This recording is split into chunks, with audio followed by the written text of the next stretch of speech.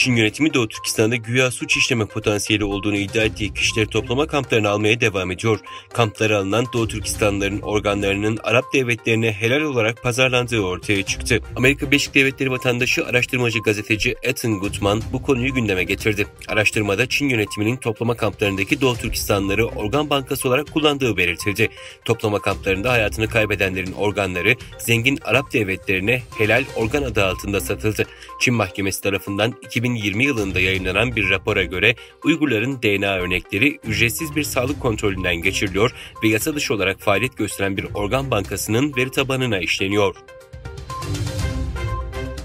Uygur Türk'ü fikir adamı ve aktivist İlham Tohti 15 Ocak 2014'te tutuklanarak hakkında müebbet hapis cezası verildi ve Çin hapishanelerine atıldı. 14 Ocak'ta ABD Temsilciler Meclisi'nin Çin İşleri Yürütme Komitesi Twitter sayfasında İlham Tohti'nin koşulsuz olarak serbest kalmasına izin verin şeklinde açıklama yaptı. Çin'in Chengdu kentindeki Pakistan Başkonsolosluğu Uygurların insan hakları ile ilgili bir mesaj yayınladı ve birkaç saat sonra Pakistanlı yetkililer konsolosluğun Twitter hesabının hacklendiğini duyurdu. Times Now haberine göre Pakistan'ın Chengdu Başkonsolosluğu 13 Ocak'ta resmi Twitter hesabından yaptığı paylaşımda Pakistan Dışişleri Bakanlığı, Pakistan'ın sel sonrası yeniden yapılanma çabalarına Çin'in yardım ve desteği için minnettar.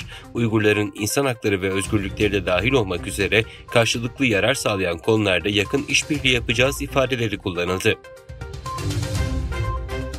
Ulusal İstatistik Bürosu verilerine göre Çin'in nüfusu 1961 yılından bu yana ilk kez düştü. İstatistik Bürosu Çin anakarasının yabancılar hariç nüfusunun 2022'de 850 bin kişi azalarak 1,41 milyara düştüğünü söyledi. Ülke 2022 için 9,56 milyon doğum ve 10,41 milyon ölüm bildirdi.